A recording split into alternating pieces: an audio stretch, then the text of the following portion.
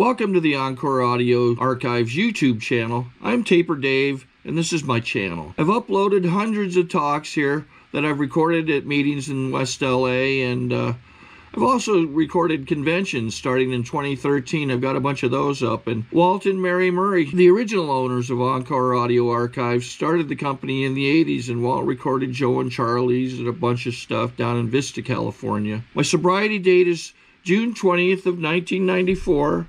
I hope you find something you like, so please like and subscribe to my channel and comment down below. If you want to hear something that I don't have or that you don't see, I'll see that I get it. Anyways, take care and have a great day if you want to.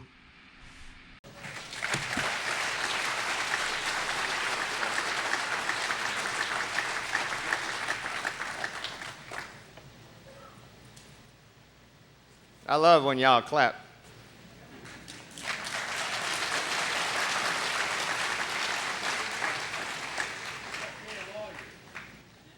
That's my favorite part. Tim T's here. He's from Cleveland. Everybody claps. Haven't done anything yet. Right now, I want to thank the people who have done something, and that's the committee that puts this thing together. It gives us an opportunity to be somewhere tonight to share our experience, strength, and hope with each other. Let's give them a round of applause. Huh?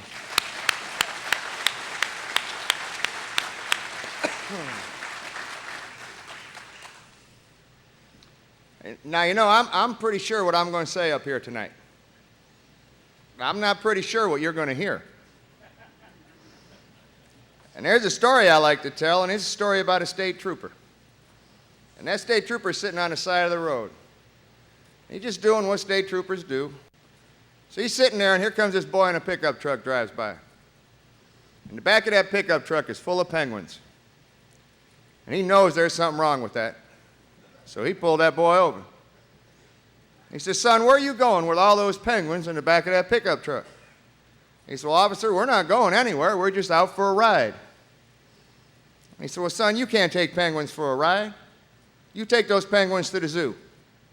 And he said, "Yes, sir." The next day, that trooper, he's in the same spot. Here comes that boy. Pickup truck still full of penguins. But on that day, all those penguins are wearing sunglasses. So he pulled them over again. And he says, "Son, I thought I told you to take those penguins to the zoo." And he said, "Well, yes, sir, I did. And today we're going to the beach."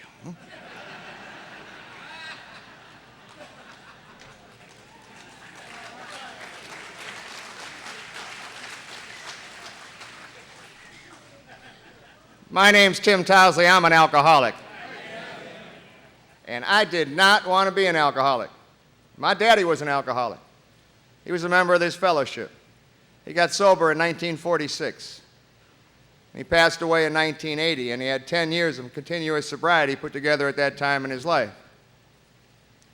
And what that did for me early in my life, it gave me an opportunity to see what an alcoholic was all about, to see what alcoholism was all about, and also to see what Alcoholics Anonymous was all about.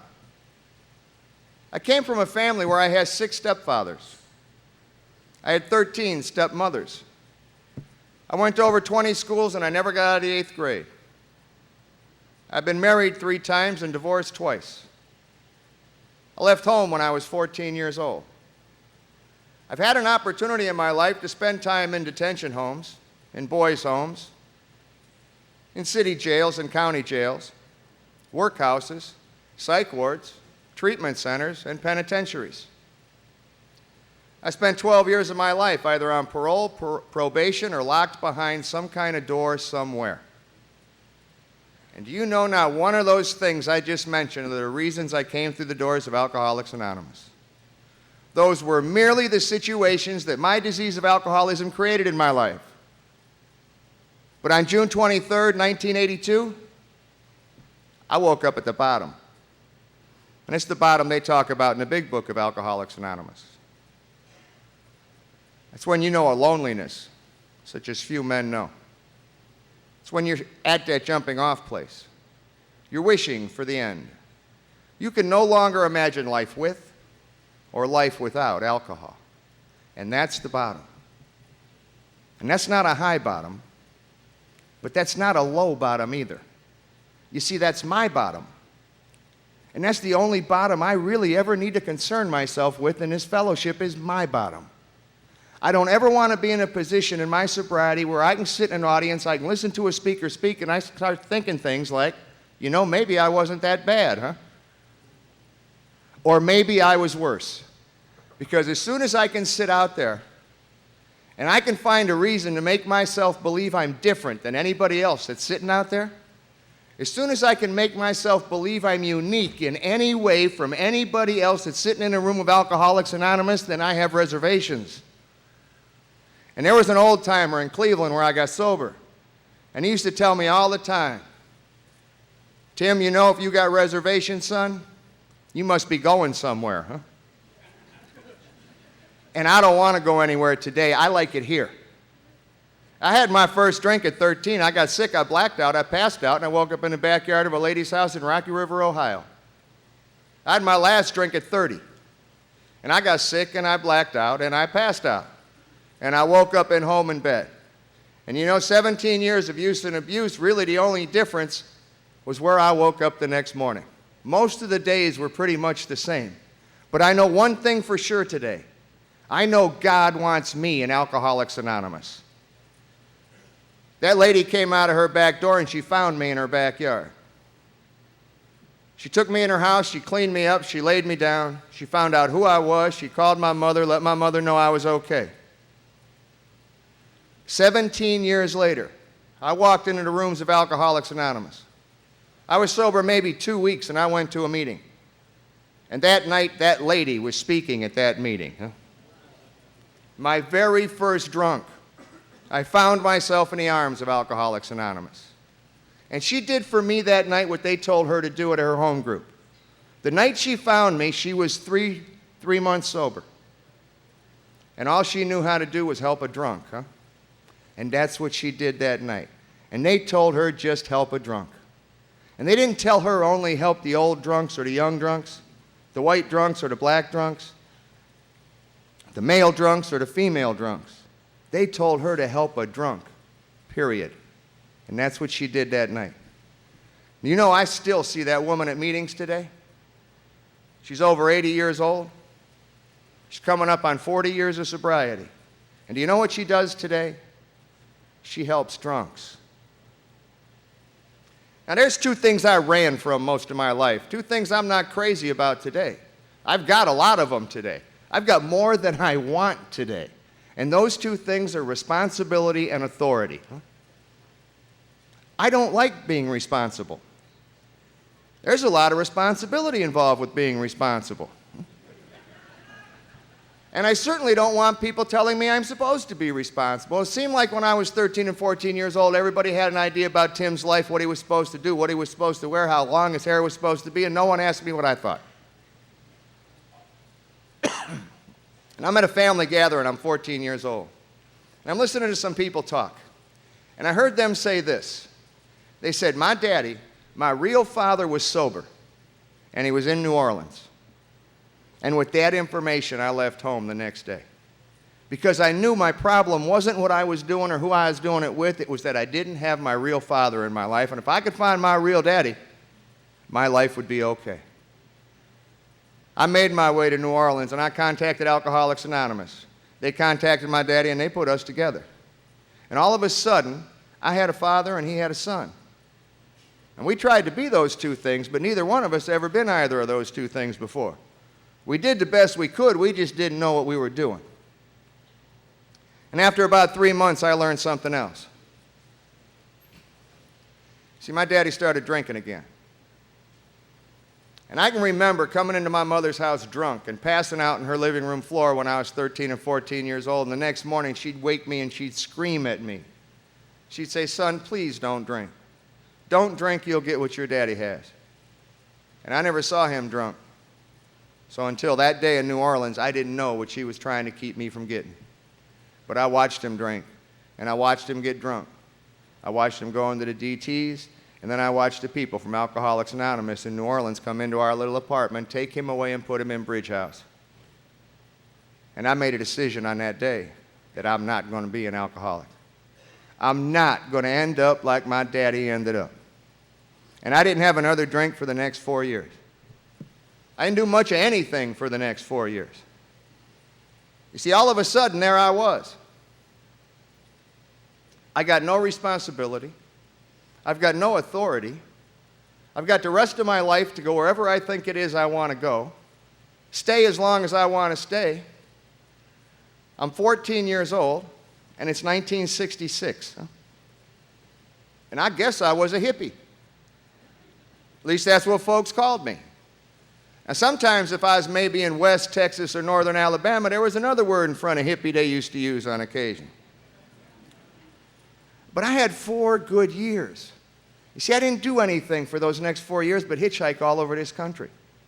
If I woke up in Los Angeles and didn't like it there, I went to Denver. If Denver didn't please me, I went to Houston. If Houston didn't please me, I'd go to Miami. And I just went where I wanted to go.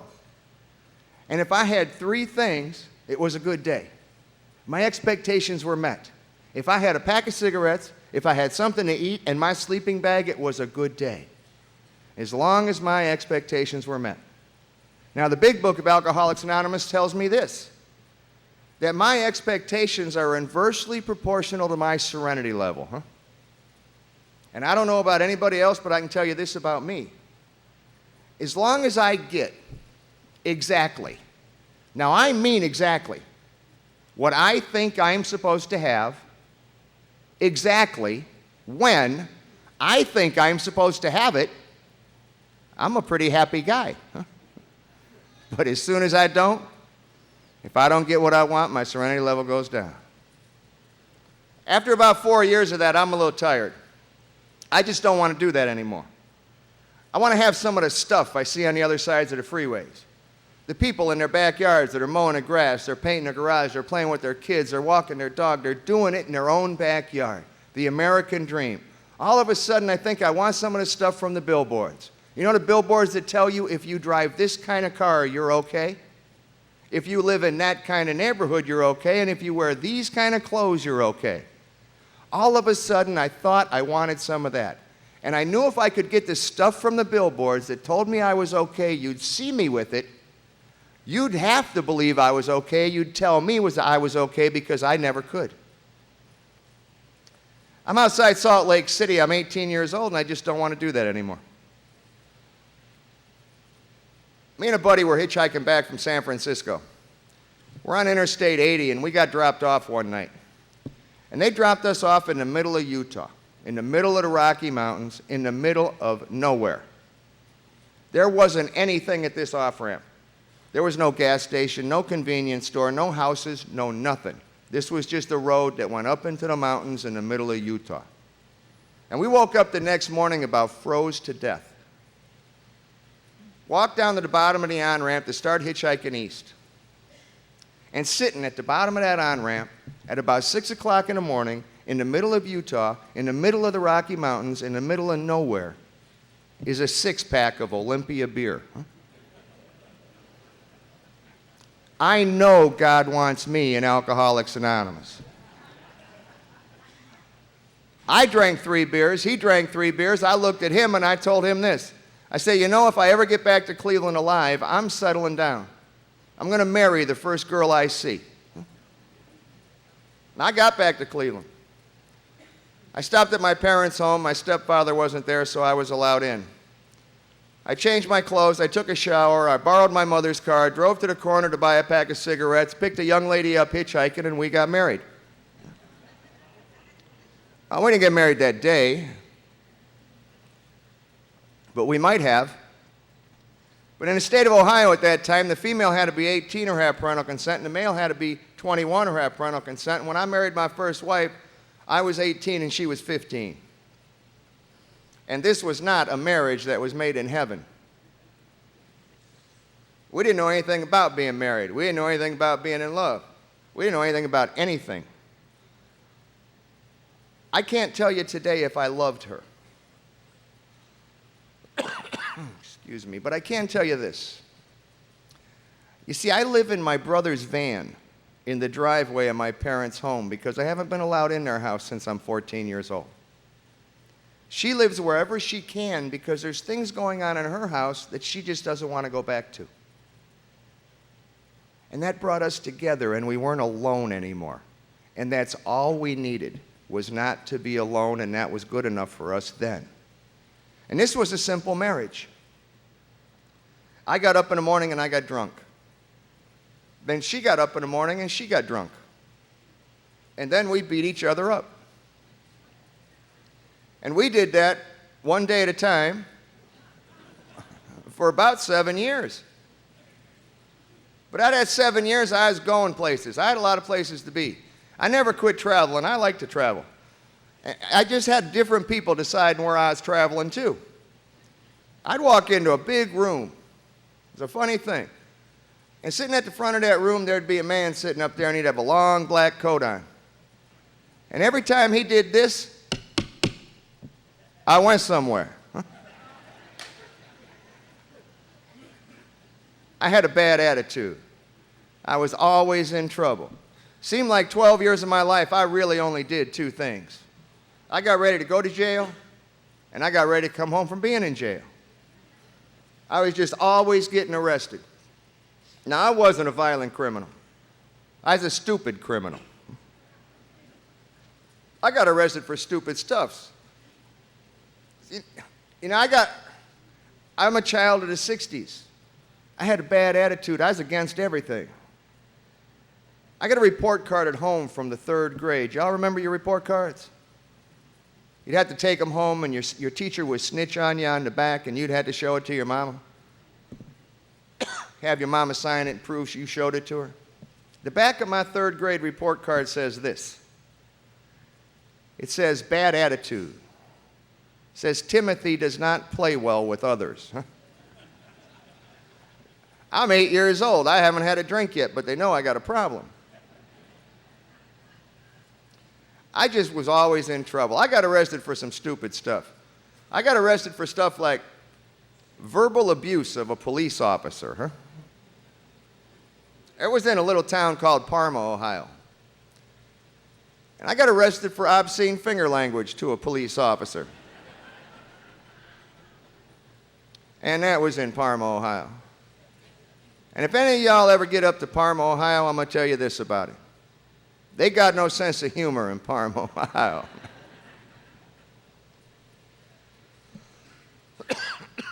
I was at a meeting one night. I guess I was about 2 years sober. I don't know about any of y'all, but 2 years sober, I was pretty close to the smartest person in Alcoholics Anonymous in the Cleveland area. And there's still a lot of long-timers up there that'll tell you what a pain I was at 2 years sober. But I was listening to a friend of mine talk. And I just loved this old man. He passed away. He had a past a lot like mine, only it was like 30 years before mine. You know, he was in jail with all those guys you read about, you know. I just used to like go to hear Vic talk. And you know how sometimes you go to meetings and you hear somebody say something and you know you've heard them say it 100 times, but that night it makes sense, huh? Vic stood up here that night, and I know I've heard Vic talk 50 times anyway. And he stood up here that night and he said this. He said, I've been arrested 63 times. I wasn't a good criminal. Man, I picked right up on that. I know I've been charged with 63 crimes. I wasn't a good criminal. People who did what I did, got caught as often as I got caught, weren't real good at what they were doing. Unless, of course, what they were doing was trying to get caught. I was good at that. I found something else out in that verbal abuse of a police officer case in Parma. You see, I decided to represent myself in that case. It's so funny.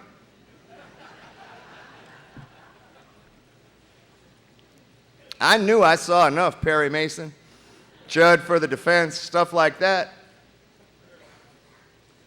So I went to Parma Municipal Court, and I called witnesses, and I cross-examined their witnesses. I gave my final arguments to the judge. Y'all know what I found out, didn't you? I'm not a very good attorney either. Off again. That's just the way my life was going. In 1975, I stood in front of a judge in that old Lakeside courthouse in downtown Cleveland, and he sentenced me to 20 to 40 years in the penitentiary. You know, I took a big sigh of relief that day. I felt pretty good that day because I knew something that day. Now, my wife and my mother are in the back of the courtroom, and they're crying. They don't think it's a good idea that I go away, and they certainly don't want me to go away for that long. But they don't know what I know.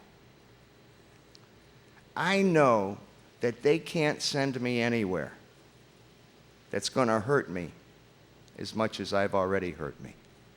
I knew it on that day.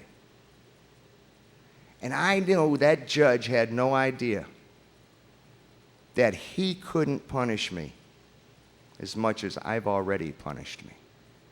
And I was ready to go anywhere where I thought I might have a better chance against myself.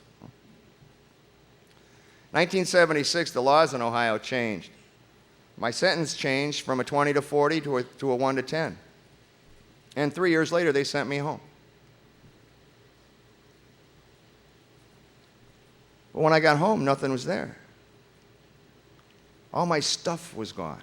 The stuff I had to have to fit in your world, to make me think I belonged where I was. My wife was gone. My car was gone. My motorcycle was gone. My clothes and my jewelry was gone. Everything was gone. And that just left me. And I didn't do anything for the next 3 months but drink.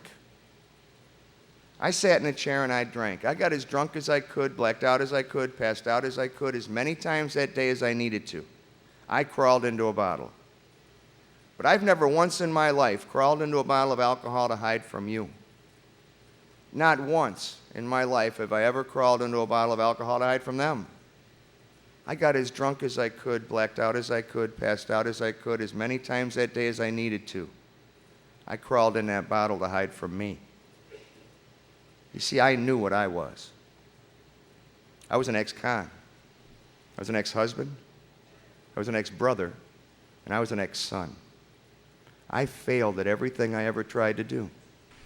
And if I was drunk enough, I didn't have to look. Finally, a friend of mine came over, and he just wasn't going to let me stay there anymore. He almost physically took me out of my house.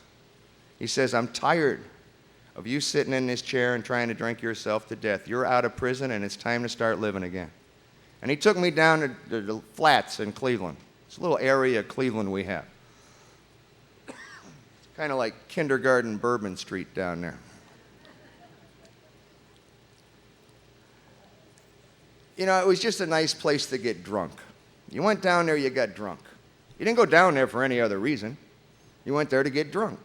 There's a lot of motorcycles and a lot of bands, and all the bar room floors were flooded, and I'm not quite sure with what. I got an idea. And we walked into a little bar called the Pirates Cove. My cousin's band was playing that night.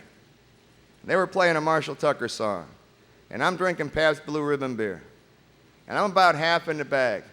And this pretty little girl walked past me. And she smiled at me. You know, I smiled right back. And that was her. That was my future ex-wife.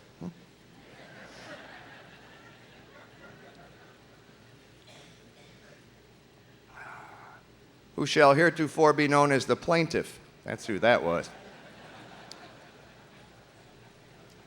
Let me tell you about my second wife. My second wife came into my house and she had some stuff with her. She had some stuff I'm probably pretty sure I must have had at one time in my life. I just didn't know what happened to it.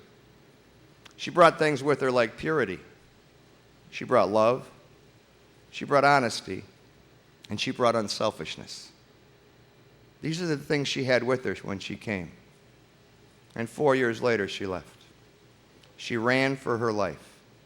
And the only thing she had left to take was the disease of alcoholism. It stripped every decent thing that woman had. I'm not the only one I hurt when I pick up a drink. I touch a lot of lives, and I know that today. I tried for a couple years. I had a pretty decent job. I had a parole officer that didn't bother me. And I was doing the right thing. 2 years I did the right thing. I never called in sick. I was never late. I worked any overtime they gave me. I went to their little schools to learn how to do things better. 2 years I worked. You listening to me? I worked for 2 years.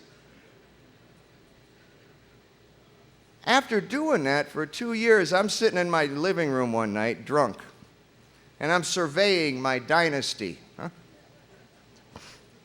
And you know, after 2 years, I don't have a house on the lake. I don't have 2 Lincolns in the driveway. I'm not wearing the right kind of clothes, don't belong to the right kind of clubs, and I'm certainly not running around with the right kind of people. And I came to a conclusion that night, drunk on my couch, that those things were for other people. And no matter what I did, I was never supposed to have them. So the next morning I woke up, I called my boss, and I quit my job. I saw no reason to work that hard for something I was never going to have anyway. The last 2 years of my drinking aren't too exciting. I got up, I got drunk. If I woke up again, I got drunk again. And that's just what I did. My wife lasted 2 years, and then she had to leave. And this is my life at 30 years old. You know those family gatherings we have? Christmas, Easter, Thanksgiving, whatever the case may be, we have some place we go as a family. We'll all show up at grandma's house or mom's house or whoever's house. We'll sit at a table and we'll hold hands and say grace. We'll share a meal with each other, and then we'll share what's going on in each other's lives with each other. This is the way it works at my house. I pull into my mother's driveway, and I blow the horn. And when they hear the horn inside, my little brother comes out of the back door. He's holding a paper plate wrapped in tin foil. And he walks over to my car and he hands me my holiday meal. And I'm allowed to eat my meal in my car off a paper plate with a plastic knife and a plastic fork. I can't sit at their table. I can't hold their hands and say grace. I can't have a real napkin. And they certainly don't want me to share anything with them that's going on in my life at that time. But I don't want you to think, not even for 1 minute, that they quit loving me. You see, they simply realized that every time they reached down and stopped me from hitting my bottom, every time they allowed me not to be responsible for my own actions, they were killing me. You see, my parents loved me so much, they let me go. I don't have any children, so I can only imagine how much love that must take. I got a Doberman at this time in my life. I got a dumb Doberman at this time in my life. I said that at a meeting one night, and a guy came up to me after the meeting. He said, "Dumb Doberman is redundant." So I went right home and looked up redundant. He was right. I'd come home and I'd take that dog out in the yard, tie it to a tree, go back out in a half hour, bring the dog in the house. As soon as he walked in the house, he peed on the floor. Don't know what he thought he was doing out on that tree. Probably stood there the whole time wondering the same thing. Wonder why he does this to me all the time. Right before my wife left, I got up one morning, I made a phone call. I always called my wife first thing in the morning when I woke up, just to see if she left me any wine money or cigarette money laying around the house. And she was all excited that morning. She said, "Where's the dog?" I said, "The dog's laying at the foot of the bed." She said, "Please be careful of the dog." I said, "Be careful of the dog? What are you talking about?" She goes, "The dog, I was afraid last night. The dog was growling and showing his teeth. I was afraid he was going to hurt you." I said, "No, that dog wouldn't hurt me. I'm its master. I'm its best friend. That dog wouldn't hurt me." I said, "What was going on?" Well, see, apparently this is what she says anyway. I came home that night in a blackout, and I walked into the bedroom, and I peed on the bedroom floor. You know, that poor dog, he's just sitting there thinking, that dirty SOB's kicked my ass 100 times for doing that, you know?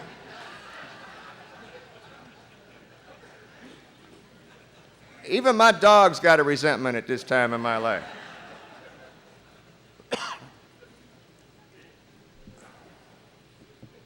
June 23rd, 1982, I woke up at that bottom I told you about, and I didn't know what to do. And when I didn't know what to do, I always did the same thing in my life. I made a phone call. It was always the same phone call. It was always to the same person. I don't know if I made it 100 times in my life, 1,000 times in my life, or 5,000 times in my life, but I know I made it a lot. It was a simple call. It was, Mom, help. And my mom came. She'd come to me. I couldn't go to her, but she'd always come to me. She walked into my house, and I'm kneeling on the living room floor. I'm crying uncontrollably. I'm shaking apart. I have hepatitis, and I weigh 112 pounds. And the first words out of my mother's mouth when she saw me like that were this. She said, I'll kill her for doing this to you. Alcoholism. This is a family disease. Blaming others is a big part of this disease, and my mother has it too. We made some phone calls, and I found myself in an emergency room. I got a doctor playing with my liver. He says, son, you got an alcohol problem. I said, no, sir, not me. I told y'all before, I just wasn't going to be no alcoholic. He says, son, you got an alcohol problem. I'm vibrating on the table. No, not me. I don't want to be no alcoholic, I told him. He gives me a shot of thiamine. And we're arguing for a little while, and I said this to him. I said, look, I just can't be no alcoholic, but if you want me to, I'll be a drug addict. He said, I don't know, like drug addict got some kind of status or something, you know, I don't know. He said, I don't care what you want to call yourself, what you want to be or what you don't want to be, son. If you don't quit drinking, you're going to die. And I heard him say that. And they sent me to a psych ward on the east side of Cleveland, and I spent 10 days in that psych ward. I'm powerless over alcohol. My life had become unmanageable. That kind of sounded like step one, didn't it? Kind of. I spent the first 3 days in restraints. Not 4-point restraints. They just had these big things across me. I could have got out if I wanted to, but I tried to hurt myself the night before, and they were just trying to keep me a little quieter than normal, I think. And I got a psychiatrist in my psych ward. I got the happiest psychiatrist on earth in my psych ward. And he comes and he visits me every day, early in the morning. Tim, good to see you. How you doing? Isn't it a wonderful day? Huh? Now, I don't know about the rest of y'all. 6 o'clock in the morning, tied to a bed, in a psych ward, on the east side of Cleveland. You see, I'm not real spiritual. And I told him what I thought. And then he just did what psychiatrists do. Y'all know what they do, right? They write in their charts. They nod their heads. That's what they do. Then they go away. And then they make you take that test. You ever take that test? That MMPI test? Got 600 and some questions on it? Well, I'd like to have a nickel every time they made me take that test. Every time they sent me somewhere, I had to take that test.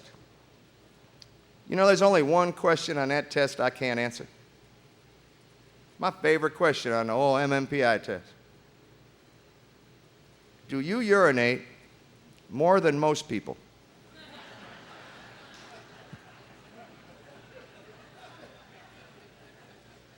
I don't know.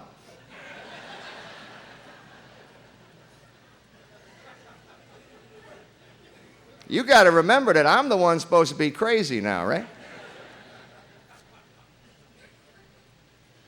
Now, on the third day, my psychiatrist came into my room, and he undid the straps, and I never want to forget this day.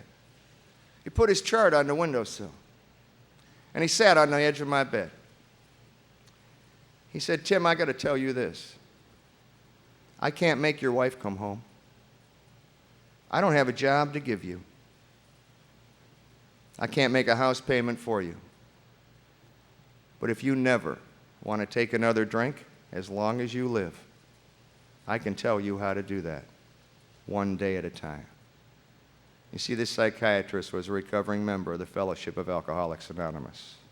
I know God wants me here. And he sat on the edge of my bed, and he shared a little bit of his story with me. And then I shared a little bit of my story with him. And all of a sudden, it was no longer I'm powerless over alcohol, that my life had become unmanageable. All of a sudden, it became we. We admitted we were powerless over alcohol, that our lives had become unmanageable. And that's step one. And I know today that without the we, I don't have a chance, man. 7 days later, he sent me home and he gave me something. And I think it's the most valuable thing anybody has ever given me in my life. He gave me a meeting schedule to Alcoholics Anonymous in the Cleveland area. He said, when you get home, I want you to do two things. You go to a meeting, and when you get to that meeting, you get a sponsor. And I got home and I didn't know what to do. Yeah, I told you what I do when I don't know what to do. I called my mama. I said, Ma, I got to go to an AA meeting. She said, well, that's good. I'll take you. My mom knows all about Alcoholics Anonymous. She went to meetings with my daddy in the 40s and the 50s. There's been a big book in my house as long as I can remember. And she took me to my first meeting of Alcoholics Anonymous. It was July 4th, and it was 1982. She dropped me on your doorstep. And she left me with some advice, and I'm going to share that with you. She said, I'm not coming back to get you. You're going to go to the people up front. You're going to tell them you're new. You don't have a car. You don't have a driver's license. You need a ride home. And stay away from the women in Alcoholics Anonymous.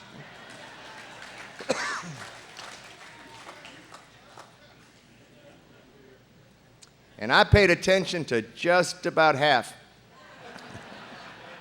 of my mama's advice. But I got a sponsor that night. He gave me stuff to do that night. His wife was the chairperson of the meeting that month. She walked up to me and she handed me traditions and asked me if I'd read the traditions, and I backed up. I said, no, I don't think so, honey. You know, they just took the straps off me. Maybe you better find somebody else to do that. And he just looked at me. You know how they are. He said, here's your first lesson in Alcoholics Anonymous, Tim. You never say no to AA. No matter what the request is, the answer is yes. That's all you're ever going to need to know about that. He gave me simple things to do. He said, if you sit in a chair, you put it away. If you dirty an ashtray, you empty it. If you had a cup, you throw it away.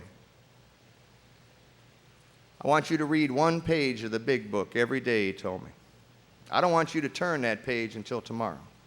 You read that page as many times that day as you want to or think you need to, but do not turn that page until tomorrow.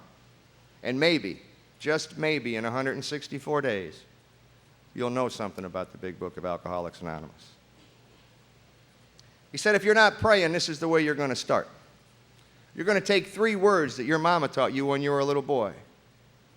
You're going to get up in the morning, you're going to kneel down, and you're going to say, please. You're going to get up and go about your day. And at the end of that day, you're going to kneel back down, and you're going to say, thank you. Please and thank you. Huh? You know, my mother did teach me those words when I was a little boy. Do you know what she called them? The magic words. What's the magic word, Timmy? That's what she used to say. I had no idea how much magic those 3 words held till I came to you and you showed me how to use them.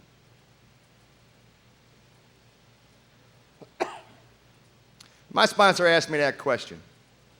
I'm a firm believer that we say stuff to newcomers we got no business saying. He asked me that question. You probably heard it. It's a great question. We ask everybody it. I don't know why we do. He said, do you want what I have? What do you got? Do I want what you have? My sponsor had a brand new Tornado. He wore a Rolex presidential model. He had a stewardess for a wife, had the prettiest blue eyes I ever saw in my life. Do I want what you have? Yeah, you bet I do. What page is that on? I had no idea what he was trying to give me. You see, I don't think it's the newcomer's responsibility to want anything to walk through the doors of Alcoholics Anonymous. I believe once they walk through, it becomes my responsibility as a member of Alcoholics Anonymous to have something for them that's so attractive, they have to ask me, where'd you get that? And the only way I ever found out what my sponsor wanted me to have, you know when the first time was? When I gave it to somebody else. Then I understood what he was trying to give me. I knelt down with my sponsor and I said a third step prayer. I'm not crazy about the third step prayer. I wasn't crazy about the third step. Not then. Like what if it works? You know what I mean?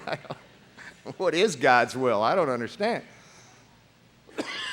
And he gave me something. He said, this is going to explain the third step to you. He gave me a penny. If you got a penny, you can understand the third step. I have special pennies in my pocket now. I have one penny from 1952, the year I was born. I got one penny from 1918, the year my mama was born. And I got a penny with a heart in it that my wife gave me. And if you got a penny, you can understand the third step. Because if you look at the back of the penny, it says on the back of the penny, 1 cent. But do you know what happens as soon as you turn it over? On the front of the penny, it says this: in God we trust. And that's the third step. In God we trust. That step's not about God's will. It's about my will. And what am I willing to do with it? Am I willing to trust God with it? I can tell you that today I am. And once I can do that, there's another word on the front of that penny a little farther down. And that word's liberty. And that's the freedom you can have if you're willing to trust God a day at a time. Now, I started on that fourth step, but y'all know this, right? Y'all know that's not one you want to rush right into, huh? You got to take your time with the fourth step. You got to read all them books. We ain't got nothing in Alcoholics Anonymous. We got books, huh? We got blue books. We got blue and blue books. We got little blue books. We got little red books. We got little black books. We got books at Alcoholics Anonymous. And you got to read all them books, talk to every old timer in the world, or you're going to mess the fourth step up, right? There's only one way to do the fourth step wrong. Don't do it.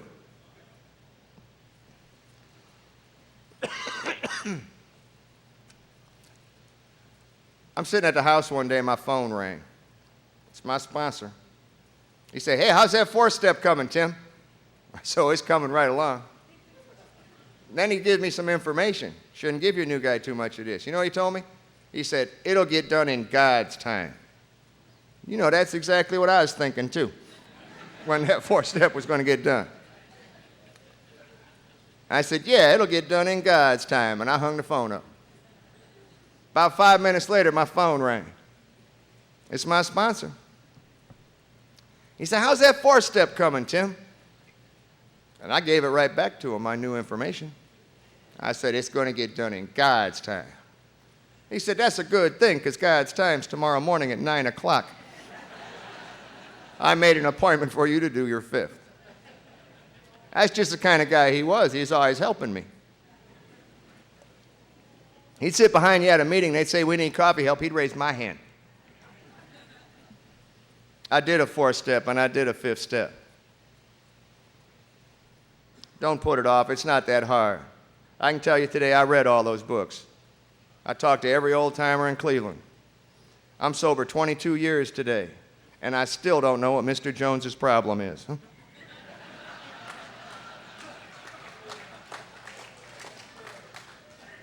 Don't try to complicate yourself out of something that's not that complicated.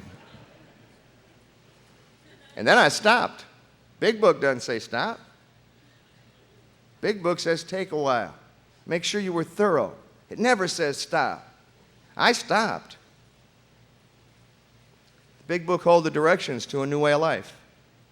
If you want that new way of life, you have to read the directions. You know, I got a pair of pink socks at home. I never wanted any pink socks. I never bought any pink socks. No one else ever bought me any pink socks either, but I have a pair. I used to have a pair of white socks. Some of y'all done this, huh? And a brand new red t-shirt. And I came home with that red t-shirt, wanted to wash it all up, thought, yeah, I don't want to wash that all by itself, that wouldn't be right. So I got the rest of the laundry, threw the rest of the laundry in there, washed everything all up, dried everything all up. You know what I got? Pink socks. So I'm folding my t-shirt with a mild resentment. And I noticed something on the back. On the back of your t-shirt, there's a little tag. I don't know if y'all ever noticed it. Got writing on it. Simple writing. You don't have to have a college degree to understand it. You know what it says? It says, washing instructions. Wash separately. Now that's simple stuff. But I never took time to read the directions. If you never take time to read the directions laid down in the big book of Alcoholics Anonymous, you can never hope to have what that book promises you. It doesn't say maybe, might get it. It promises you this is what you will have if you follow the directions. But you know what happens even if you read the directions and you don't follow them? You get pink socks. I became entirely ready for God to remove that. And I humbly asked Him for help because I couldn't do it by myself. I just couldn't do it by myself. I had to have His help, and He showed me my list in the 8th step. And I went through it with my sponsor, who I was supposed to make amends to. My sponsor said, you got to forgive everybody. And I went down that list, and I said, well, this guy did this to me, and I did this to him. That's a push. We don't even have to mess with that no more. So I'm going down the list, and I'm just Xing people out, you know? No, we're even. Don't worry about that one. My sponsor stopped me. He said, there aren't no pushes in Alcoholics Anonymous, Tim. There's no ties. You have to learn to forgive everybody that ever wronged you. Because until you can forgive everybody that ever wronged you, you don't have any right in the world to go out and ask anybody else for forgiveness. And once I could forgive everybody, I went out and I made direct amends to the people I've wronged. And you know, before I was halfway through, those promises started coming true in my life, just like the book says. I got that Lincoln parked in the driveway today. I keep it disguised as a Ford, though. You know, that's just so no one will steal it. Maybe you'll see it someday. If you come to Ohio, you might see it, and you'll think, you know, that's no Lincoln. That's a Ford. Maybe that's what you'll see. But remember this. There's only one person sitting here tonight that's looking out of your eyes. And that's the only person that's ever going to be responsible for what you see. You can see good or you can see bad. But remember that you're the one that's looking. Because when I go home, I'm going to get inside my car. Alcoholics Anonymous is an inside job. I spent most of my life believing if I could make the outside look good enough, the inside would feel better. But when I came here, you told me I had to start working from the inside out. And when I get inside my car, I don't get inside no Ford. I get inside a Lincoln. Town car. It's triple black. It's 2005. Got a moonroof and a Bose CD system in it. And I hit that power window.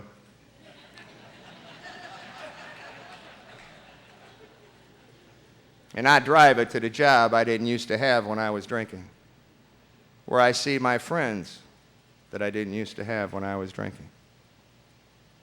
I have a great life today, and I don't know who has your message. Are you listening? Are you waiting for somebody with 50 years? Because the person that God sends to you that day might be the person that's getting ready to get sober in 50 minutes.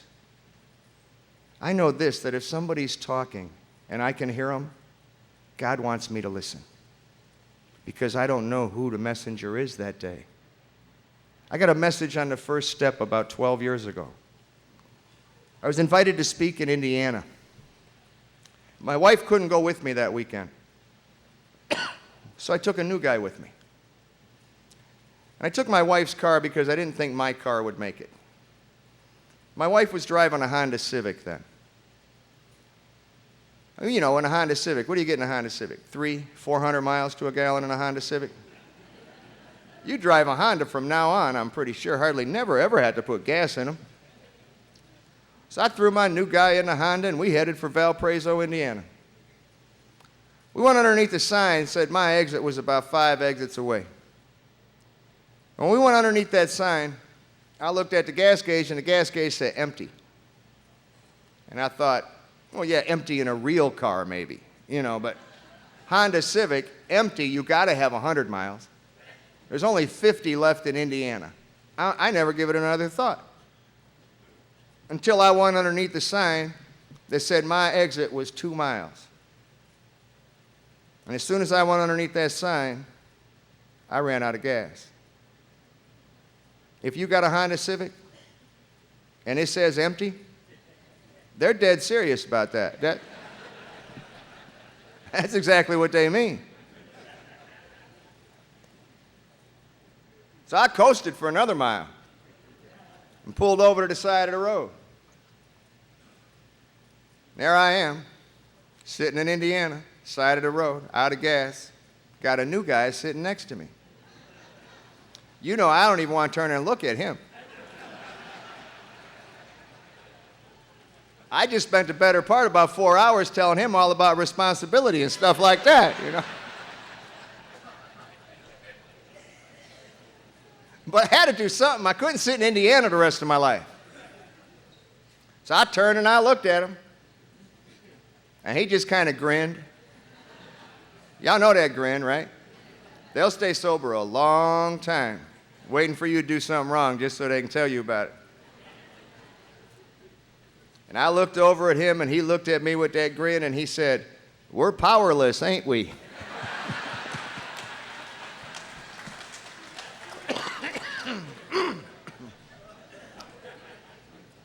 I said, "Yeah, you bet we are." I said, "What do you think we ought to do about that?" He said, "I think we better admit it."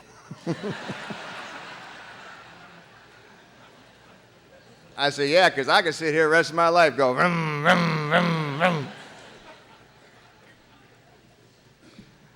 If I don't admit a problem, I'm never going to get anywhere with it."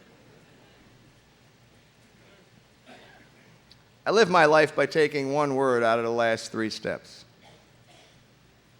Continued, improve, and practice. Now, each one of those words is an action word. You got to do something if you want something. My big book tells me half measures avail me nothing. Doesn't say half measures avail me half. It says nothing. And I don't know about anybody else. I've had more nothing in my life than I want. I don't want any more nothing. I want everything my God wants me to have. And do you know I don't even know what that is? But I want it. There's a difference in my life today. And I'm going to share that with you. I go to the prisons and I talk to the guys. I haven't been in a little while. And I never was real crazy about doing it. I'd been in prisons. Didn't like them when I was there. And now in Ohio, I don't know how it is in Louisiana, in Ohio, we got to fill an application out to get into prison. I never had to do that before.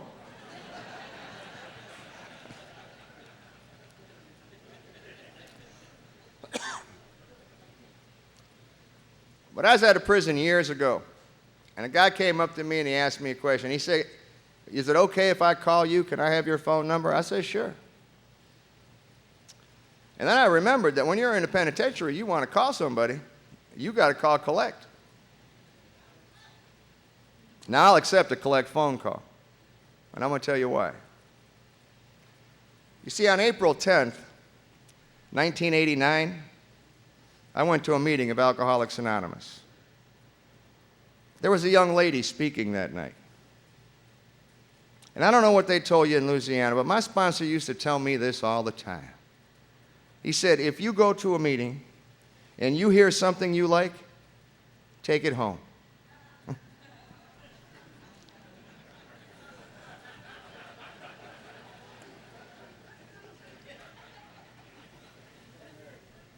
And on October 16th, 1993, I married that woman.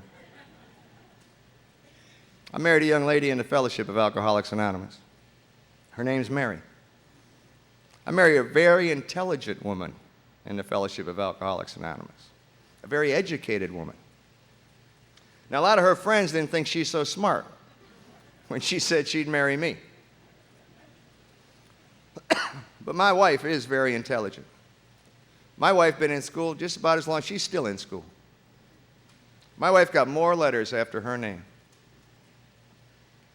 She got a BA. She got an MA. She got an MACT.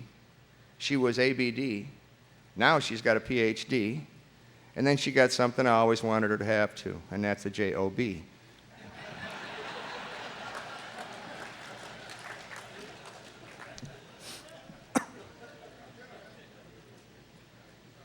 One of my new guys asked me this once. He said, doesn't that intimidate you? That your wife is so intelligent, that your wife is so educated, doesn't that intimidate you? You know, I had to stop and think about that for a minute because I never thought about it before. I said, intimidate me? No, doesn't intimidate me, not even a little bit. Makes me proud as hell. I'm proud as hell of my wife's accomplishments.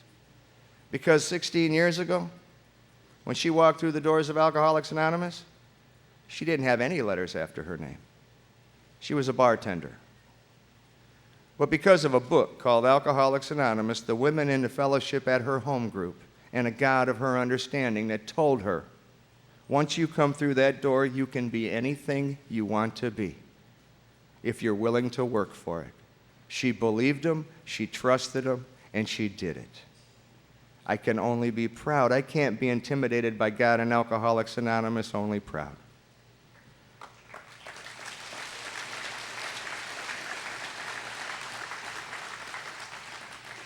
And I proved that. I got new license plates for my car. I got some of those vanity plates. Don't you hate those? God, they're stupid. But I got some. You know what my license plates say? They say PhD, GED.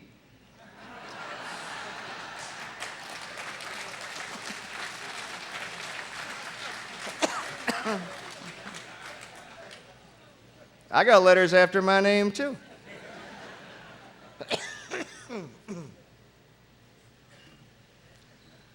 We had a big wedding. And I can remember when in 1975 they walked me into the bullpen of that penitentiary and they told me I could make a phone call. They said I could call anywhere in the world I wanted to. I could talk this long, but I had to call collect. And I stood at that phone and I dialed. And I dialed some more. Then I dialed some more. You know, I couldn't find one person on this earth would accept the collect phone call from me at that time in my life, not one. But on October 16th, we had a wedding. We had an AA wedding. It started with the Serenity Prayer. It ended with the Lord's Prayer. There was a reading from the 12 and 12 in between. We had a clam bake with an Elvis impersonator. We invited 320 people to that wedding. Do you know how many came? About 350. You see, that's the difference. That's the difference from then to now. That's the difference in my life. But there's a difference in me also. About 6 years ago, my stepfather got sick. He got Alzheimer's disease. And he got real sick, and my mother just couldn't take care of him anymore, and I had to become his caregiver. And if you're out there and you're new, and maybe things aren't working fast enough for you in Alcoholics Anonymous, let me share this with you. I was sober 9.5 years in this program before I was allowed to drive in the state of Ohio. I was sober 16 years before I was allowed back into my mother's home. These things will happen. Please don't leave before they do. They will happen if you stay. Now, there's probably 2 people on this earth never hated each other more than me and my stepfather. But he got Alzheimer's, so I guess that's why I was allowed back in the house. But I had to take care of him, and I did. After a couple years, he just couldn't be taken care of at home anymore, and we had to find some place to put him, and we found they have an Alzheimer's unit at the VA hospital in Sandusky, Ohio. It's just one of the most wonderful places I've ever been. They took really good care of him. And we took him out there. And Sandusky is about 65 miles from Cleveland. It's about an hour drive. So that left me with an 82-year-old mother at home that I had to start taking care of. And I'd take her out to the nursing home every weekend. We'd go out and we'd visit my stepfather. Now, Mom's 86. She's going to be 86 next month. And she's had a rough month. On July 30th, she broke her hip. She had surgery. They have her rehabilitating now in a nursing home, getting physical therapy. And while she was at the nursing home, she got pneumonia, a urinary tract infection, had an impacted bowel, and a stroke. But I think she's coming around. But I take care of my mom. That's what I do. Before this happened, this is my life. There's a woman that takes care of her during the day. She's at home and still got around her house okay. And after work, I go and I make my mom dinner every night. And on the weekends, I go early in the morning and I do some laundry. And I make my mom breakfast, and I make her 2 other meals that I put together for her, so all she has to do is microwave them, and I get her pills together and make sure everything needs done, the dog and the checks and all of that. I take care of my mom. That's part of what I do with my life. And I don't know what's going to happen, if she's going to get to come home or not. It's going to be a tough day for me, so remember me when you pray. Because if I have to put my mom somewhere, it's going to hurt. My mom spent most of her life trying to keep me out of places. And it's going to hurt me to put her somewhere. But that's what I do. On Sundays and Saturday mornings, you know what I like to do in the summertime? I like to play golf. But I'm not able to play golf. Not anymore. Last year was a little hard on me. I had hepatitis C, and I went through interferon treatment for it. And it's a lot like chemotherapy. It was a pretty hard deal, but we got through it, and it didn't work, but we might have to go through it again. But that we'll deal with one day at a time when it does come. So I wasn't really able to play a lot of golf, but I still have friends that play golf on Saturday and Sunday mornings when I'm at my mom's. And they call me and ask me if I can go. And I said, no, I won't be able to go today. I'll be with my mom. And one of them asked me this once. He said, do you have to be with your mom? I said, no. I don't have to be with her. I get to be with her. I get to be with my mom. That's the difference, huh? I get to be there. And I don't go over there because I'm a doctor. I've written some prescriptions in my day, but or that I'm a great cook or a good housekeeper or a good accountant. I don't go there for those reasons. You might think I go because I was in prison 3 years and she never missed a visit. That's not why I go. The biggest reason I go and spend time with my mom is because I've known a loneliness such as few men know. And loneliness is a disease of the elderly. If there's somebody in your life, and every once in a while the thought passes through your head, you know, maybe I should go see them. Quit thinking and do something. because it's really hard to make amends at the funeral home. I'm going to close with something my friend Walter told me. And he tells me it every time he sees me. He's had a few strokes and he doesn't talk real well anymore, but he always told me this. He said, Tim, you remember that what you do between the Serenity Prayer and the Lord Prayer will never be as important as what you do between the Lord's Prayer and the Serenity Prayer. Thank you so very much for having me. I think we got a great talk going on here. Thanks for watching the channel. Taper Dave here. Just curious, do you think this is better than Zoom? Okay, this is how I prepare my drone for launching.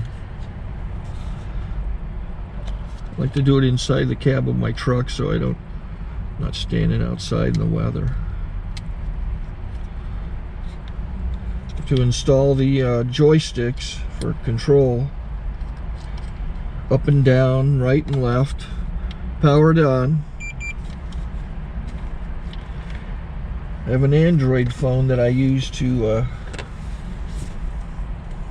connect it to the drone with, and it's actually controlled through the iPhone, through an app. Oops, wrong way. It's actually controlled through the iPhone, or through this Android phone, through the app. It's actually controlled through the Android phone, through an app, and you connect it through this short connection right here.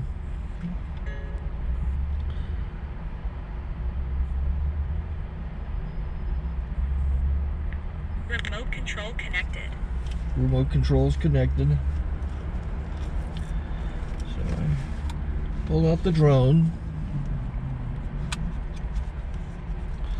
I have to extend the legs, long legs extended first, then the short legs. Remove the gimbal protector. Set that aside, then power it on one short burst and one long burst. I lay it down. So I have to go to calibrate. So the drone's not connected yet. It shows you here as this drone gets disconnected, even though the remote's powered on. So the drone has to establish it's connected. So I go into the app to calibration mode. First I'll calibrate the remote controller. Start calibration. Out, in, oop, out, in, up, down. And then this little wheel is to control the gimbal. So it's calibrated. Go to gimbal calibration, start calibration, and then it calibrates the gimbal. I don't know if that shows up. The gimbal's moving all over the place. Changes, you can see it on the video.